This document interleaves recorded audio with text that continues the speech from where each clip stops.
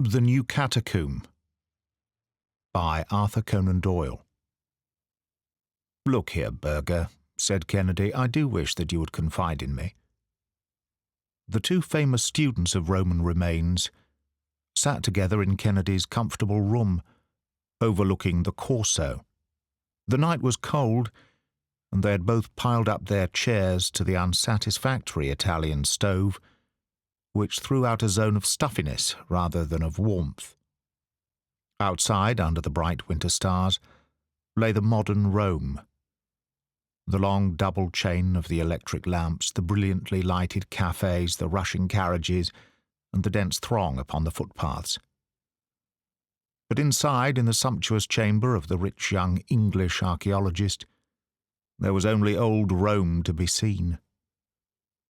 Cracked and time-worn friezes hung upon the walls, grey old busts of senators and soldiers with their fighting heads and their hard, cruel faces peered out from the corners. On the centre table, amidst a litter of inscriptions, fragments and ornaments, there stood the famous reconstruction by Kennedy of the Baths of Caracalla, which excited such interest and admiration when it was exhibited in Berlin. Amphorae hung from the ceiling, and a litter of curiosities strewed the rich red Turkey carpet. And of them all there was not one which was not of the most unimpeachable authenticity, and of the utmost rarity and value. For Kennedy, though little more than 30, had a European reputation in this particular branch of research, and was, moreover, provided with that long purse, which either proves to be a fatal handicap to the student's energies, or, if his mind is still true to its purpose, gives him an enormous advantage in the race for fame. Kennedy had often been seduced by whim and pleasure from his studies, but his mind was an incisive one, capable of long and concentrated efforts, which ended in sharp reactions of sensuous languor.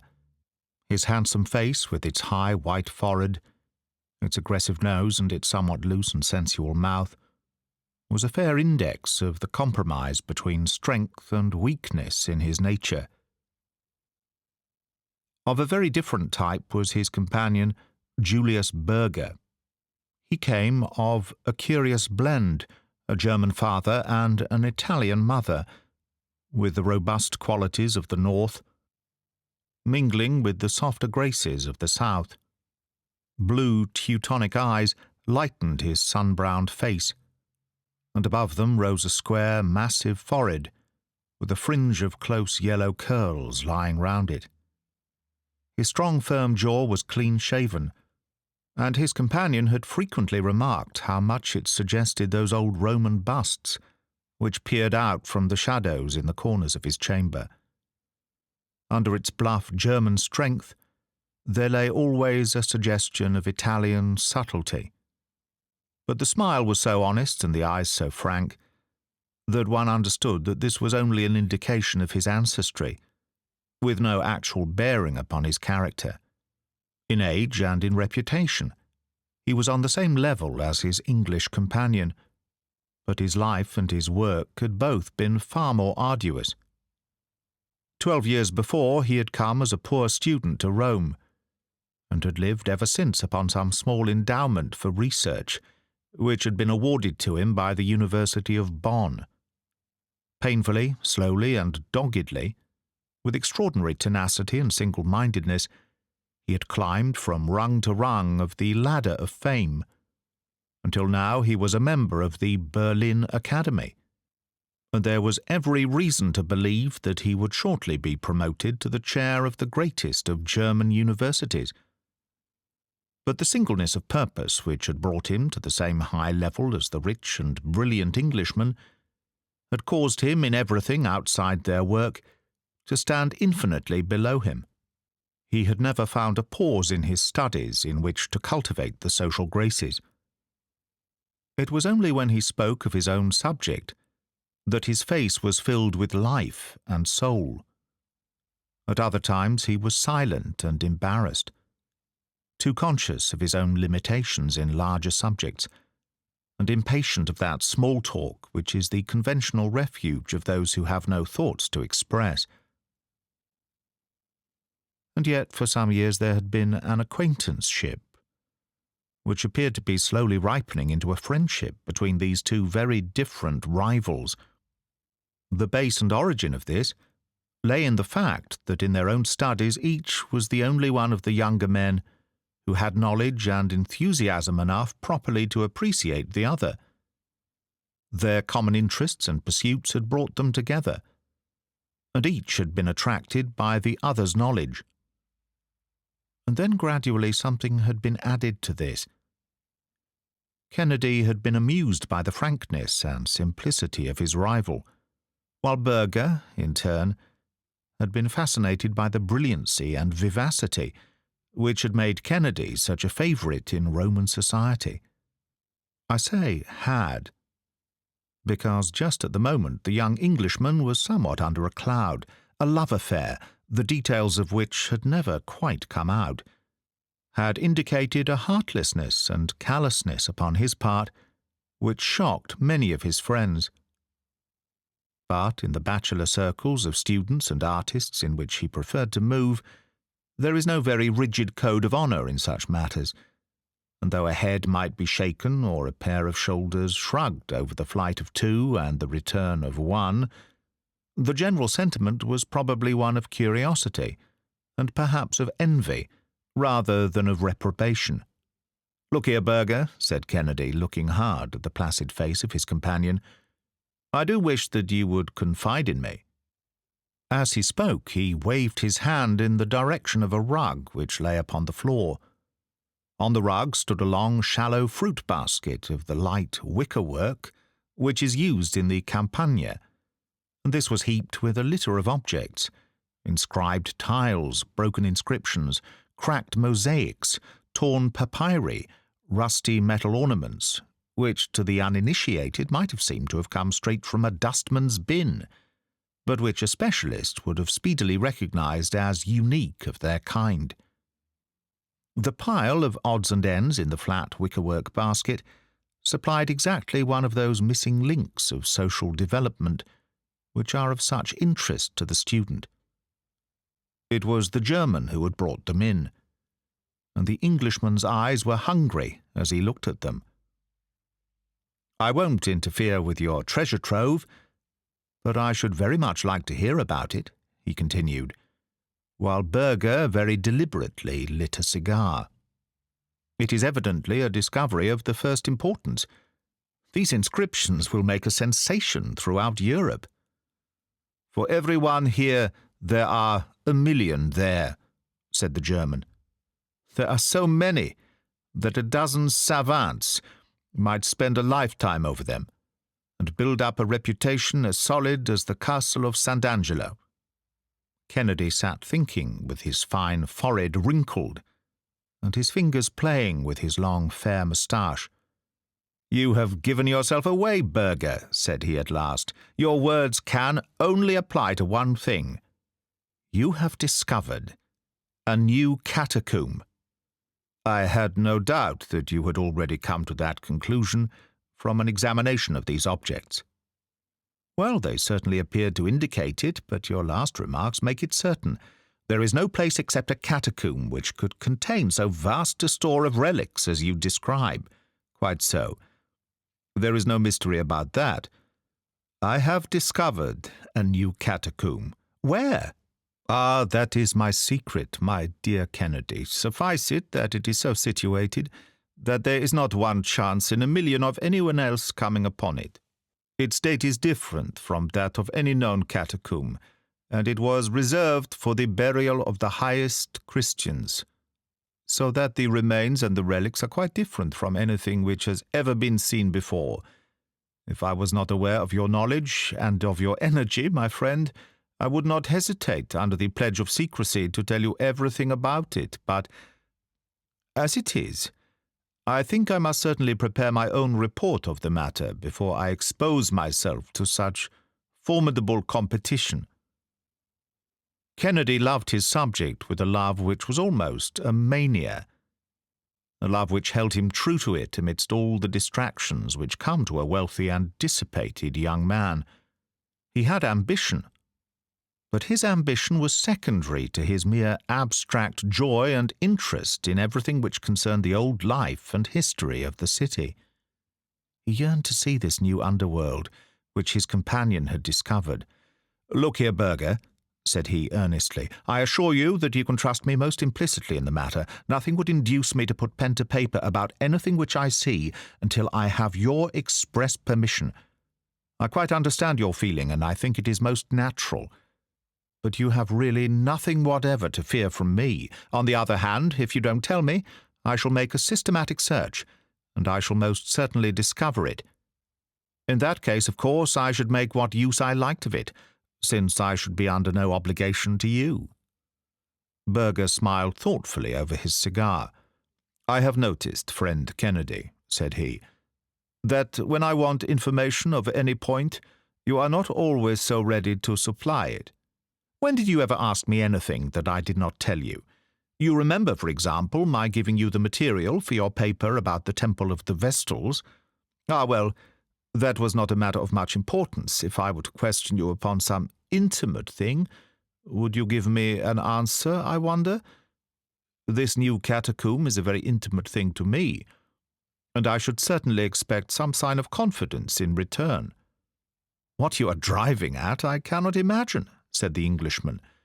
"But if you mean that you will answer my question about the catacomb if I answer any question which you may put to me, I can assure you that I will certainly do so." "Well, then," said Burger, leaning luxuriously back in his settee and puffing a blue tree of cigar smoke into the air, "tell me all about your relations with Miss Mary Saunderson."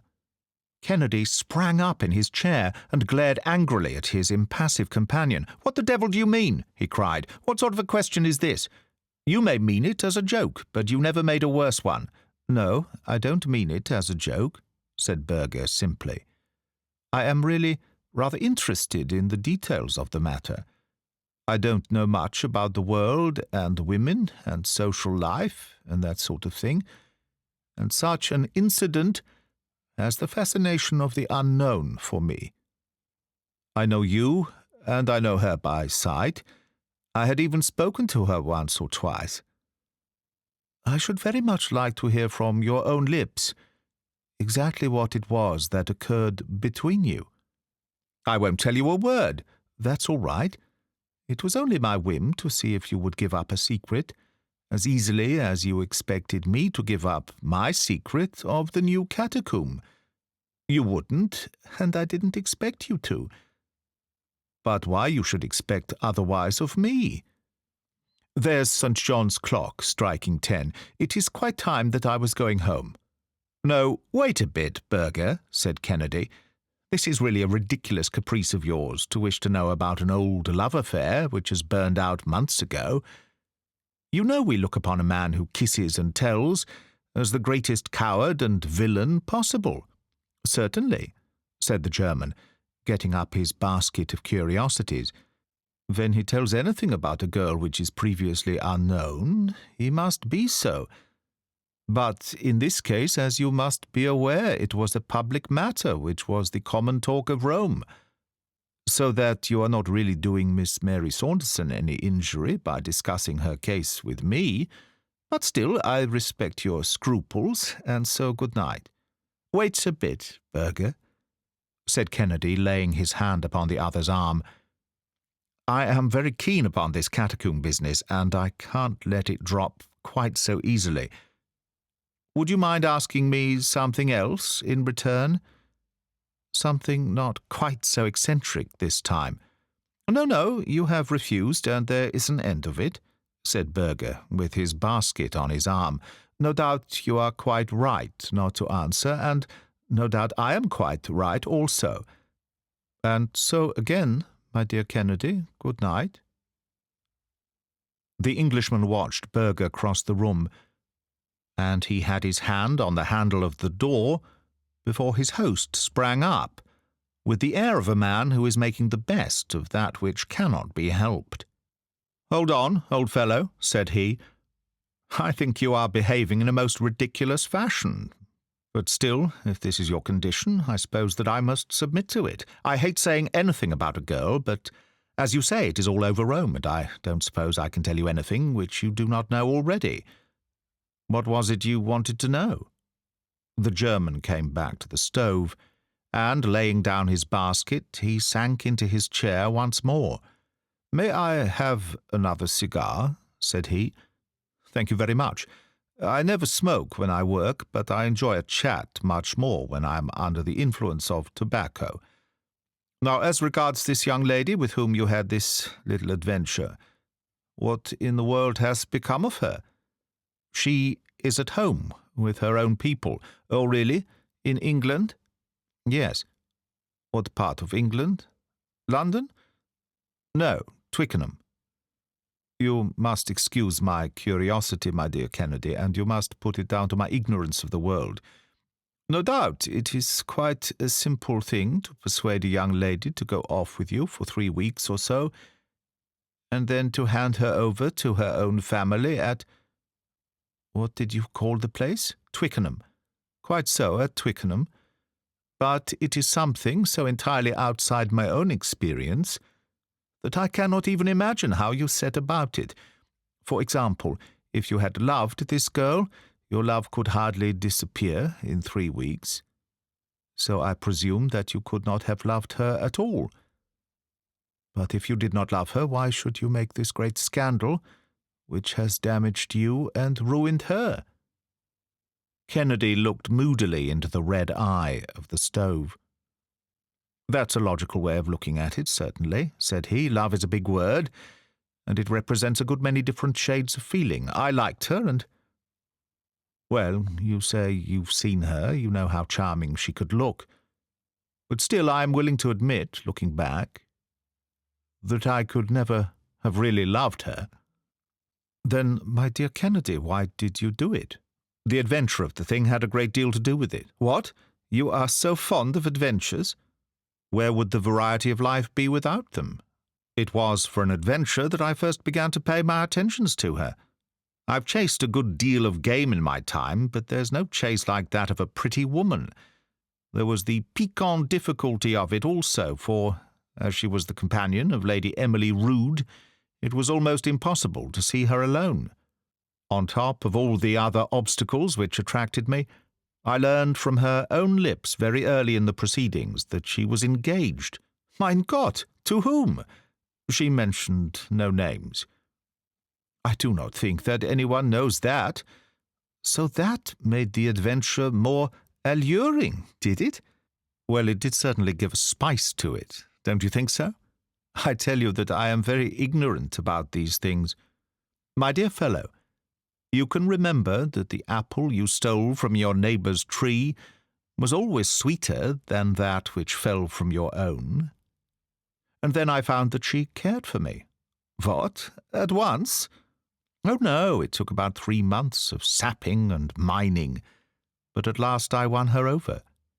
She understood that my judicial separation from my wife made it impossible for me to do the right thing by her, but she came all the same, and we had a delightful time, as long as it lasted."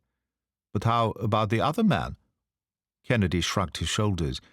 "I suppose it is the survival of the fittest," said he. "If he had been the better man, she would not have deserted him. Let's drop the subject, for I have had enough of it. Only one other thing. How did you get rid of her in 3 weeks?" "Well, we had both cooled down a bit, you understand. She absolutely refused under any circumstances to come back to face the people she had known in Rome.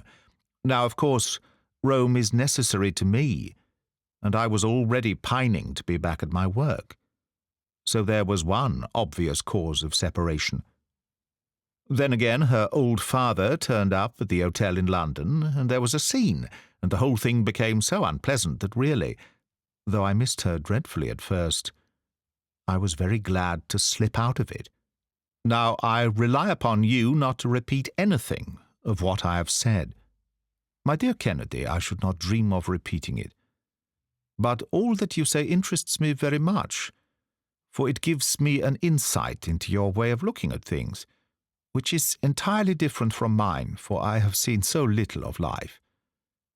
And now you want to know about my new catacomb. There's no use my trying to describe it, for you would never find it by that. There is only one thing, and that is for me to take you there. That would be splendid. When would you like to come? The sooner the better. I'm all impatience to see it. Well, it is a beautiful night, though a trifle cold. Suppose we start in an hour? We must be very careful to keep the matter to ourselves. If anyone saw us hunting in couples, they would suspect that there was something going on. We can't be too cautious, said Kennedy. Is it far? Some miles. Not too far to walk? Oh, no. We could walk there easily. We had better do so, then. A cabman's suspicions would be aroused if he dropped us both at some lonely spot in the dead of the night. Quite so. I think it would be best for us to meet at the gate of the Appian Way at midnight. I must go back to my lodgings for the matches and candles and things. All right, Berger. I think it is very kind of you to let me into this secret. And I promise you that I will write nothing about it until you have published your report. Goodbye for the present. You will find me at the gate at 12. The cold, clear air was filled with the musical chimes from that city of clocks, as Berger, wrapped in an Italian overcoat with a lantern hanging from his hand, walked up to the rendezvous. Kennedy stepped out of the shadow to meet him. "You are ardent in work as well as in love," said the German, laughing. "Yes, I've been waiting here for nearly half an hour. I hope you left no clue as to where you were going. Not such a fool. By Jove, I'm chilled to the bone. Come on, Berger. Let us warm ourselves by a spurt of hard walking." Their footsteps sounded loud and crisp upon the rough stone paving of the disappointing road, which is all that is left of the most famous highway of the world. A peasant or two going home from the wine shop, and a few carts of country produce coming up to Rome, were the only things which they met. They swung along, with the huge tombs looming up through the darkness upon each side of them, until they had come as far as the catacombs of St. Calixtus, and saw against a rising moon the great circular bastion of Cecilia Metella in front of them. Then Berger stopped with his hand to his side. "Your legs are stronger than mine, and you are more accustomed to walking," said he, laughing. "I think that the place where we turn off is somewhere here. Yes, this is it, round the corner of the trattoria. Now, it is a very narrow path, so perhaps I had better go in front, and you can follow."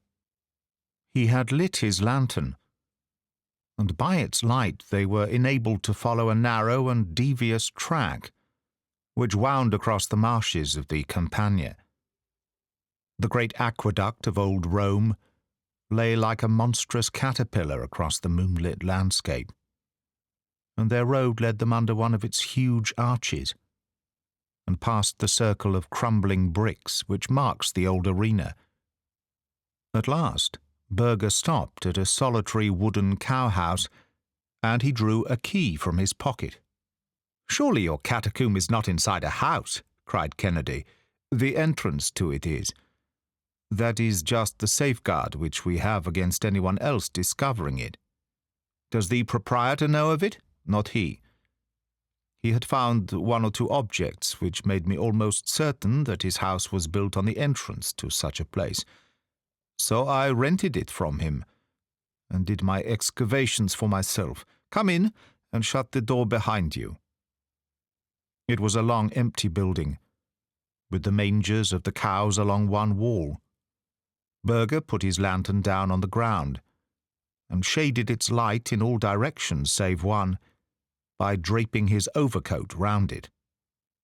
"It might excite remark if anyone saw a light in this lonely place," said he. "Just help me to move this boarding." The flooring was loose in the corner, and plank by plank the two savants raised it and leaned it against the wall. Below there was a square aperture, and a stair of old stone steps, which led away down into the bowels of the earth. "Be careful," cried Berger, as Kennedy in his impatience hurried down them. "It is a perfect rabbit's warren below, and if you were once to lose your way there, the chances would be 100 to 1 against your ever coming out again. Wait until I bring the light." "How do you find your own way, if it is so complicated?" "I had some very narrow escapes at first, but I have gradually learned to go about. There is a certain system to it, but it is one which a lost man, if he were in the dark, could not possibly find out. Even now I always spin out a ball of string behind me when I am going far into the catacomb. You can see for yourself that it is difficult, but every one of these passages divides and subdivides a dozen times before you go 100 yards. They had descended some 20 feet from the level of the byre, and they were standing now in a square chamber, cut out of the soft tufa. The lantern cast a flickering light, bright below and dim above. In every direction were the black openings of passages which radiated from this common centre. "I want you to follow me closely, my friend," said Berger. "Do not loiter to look at anything upon the way, for the place to which I will take you contains all that you can see and more. It will save time for us to go there direct." He led the way down one of the corridors, and the Englishman followed closely at his heels. Every now and then the passage bifurcated, but Berger was evidently following some secret marks of his own, for he neither stopped nor hesitated. Everywhere along the walls, packed as in the berths upon an emigrant ship, lay the Christians of old Rome. The yellow light flickered over the shriveled features of the mummies, and gleamed upon rounded skulls, and long white arm bones crossed over fleshless chests. And everywhere, as he passed, Kennedy looked with wistful eyes upon inscriptions, funeral vessels, pictures, vestments, utensils, all lying as pious hands had placed them so many centuries ago. It was apparent to him, even in those hurried, passing glances, that this was the earliest and finest of the catacombs, containing such a storehouse of Roman remains as had never before come at one time under the observation of the student. "What would happen if the light went out?" he asked as they hurried onwards. "I have a spare candle and a box of matches in my pocket. By the way, Kennedy, have you any matches?" "No, you'd better give me some." "Oh, that is all right. There is no chance of our separating. How far are we going?" "It seems to me that we have walked at least a quarter of a mile. More than that, I think. There is really no limit to the tombs. At least, I have never been able to find any. This is a very difficult place, so I think that I will use our ball of string." He fastened one end of it to a projecting stone, and he carried the coil in the breast of his coat, paying it out as he advanced. Kennedy saw that it was no unnecessary precaution, for the passages had become more complex and tortuous than ever, with a perfect network of intersecting corridors. But these all ended in one large circular hall, with a square pedestal of tufa topped with a slab of marble at one end of it. "By Jove!" cried Kennedy in an ecstasy, as Berger swung his lantern over the marble. "It is a Christian altar, probably the first one in existence. Here is the little consecration cross cut upon the corner of it. No doubt this circular space was used as a church." "Precisely," said Berger. "If I had more time, I should like to show you all the bodies which are buried in these niches upon the walls, for they are the early popes and bishops of the church, with their mitres, their croziers, and full canonicals. Go over to that one and look at it." Kennedy went across and stared at the ghastly head which lay loosely on the shredded and mouldering mitre. "This is most interesting," said he, and his voice seemed to boom against the concave vault. "As far as my experience goes, it is unique.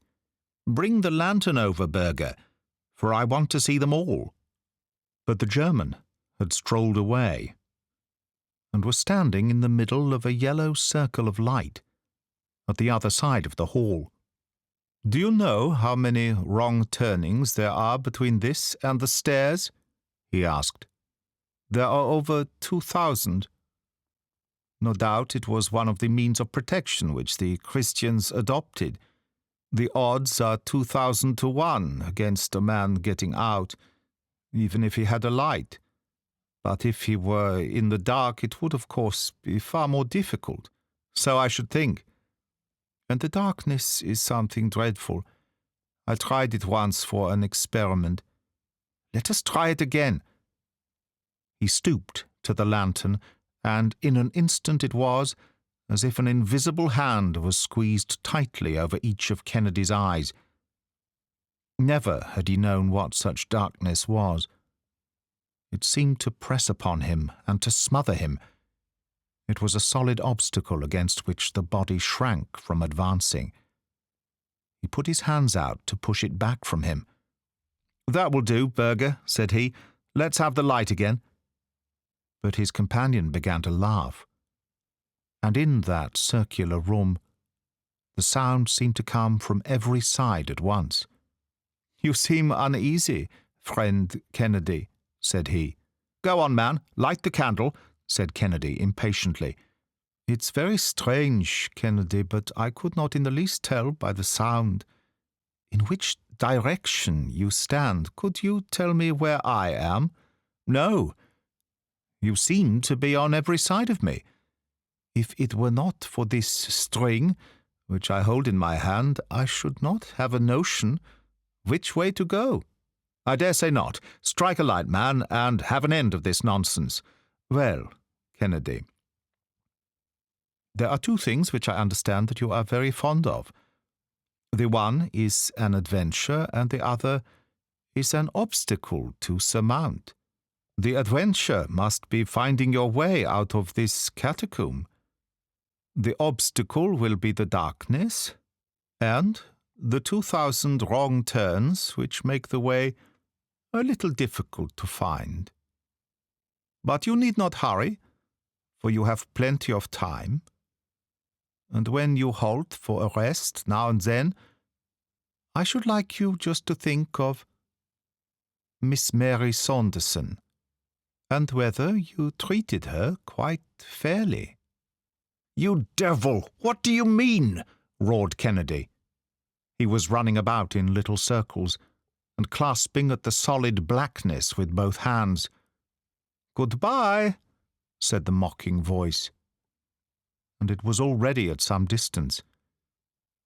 "I really do not think, Kennedy, even by your own showing, that you did the right thing by that girl. There was only one little thing which you appeared not to know, and I can supply it. Miss Saunderson was engaged to a poor, ungainly devil of a student, and his name was Julius Berger." There was a rustle somewhere, the vague sound of a foot striking a stone, and then there fell silence upon that old Christian church. Stagnant, heavy silence, which closed round Kennedy and shut him in like water round a drowning man. Some 2 months afterwards, the following paragraph made the round of the European press.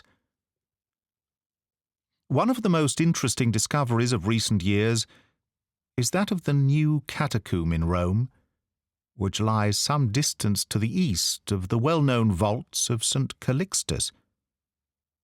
The finding of this important burial place, which is exceeding rich in most interesting early Christian remains, is due to the energy and sagacity of Dr. Julius Berger, the young German specialist, who is rapidly taking the first place as an authority upon ancient Rome. Although the first to publish his discovery, it appears that a less fortunate adventurer had anticipated Dr. Berger. Some months ago, Mr. Kennedy, the well-known English student, disappeared suddenly from his rooms in the Corso, and it was conjectured that his association with a recent scandal had driven him to leave Rome. It appears now that he had in reality fallen a victim to that fervid love of archaeology which had raised him to a distinguished place among living scholars. His body was discovered in the heart of the new Catacomb, and it was evident from the condition of his feet and boots that he had tramped for days through the tortuous corridors which make these subterranean tombs so dangerous to explorers. The deceased gentleman had, with inexplicable rashness, made his way into this labyrinth without, as far as can be discovered, taking with him either candles or matches, so that his sad fate was the natural result of his own temerity. What makes the matter more painful is that Dr. Julius Berger was an intimate friend of the deceased. His joy at the extraordinary find which he has been so fortunate as to make has been greatly marred by the terrible fate of his comrade and fellow worker. That is the end of The New Catacomb by Sir Arthur Conan Doyle. Read by Greg Wagland. Magpie Audio, 2018.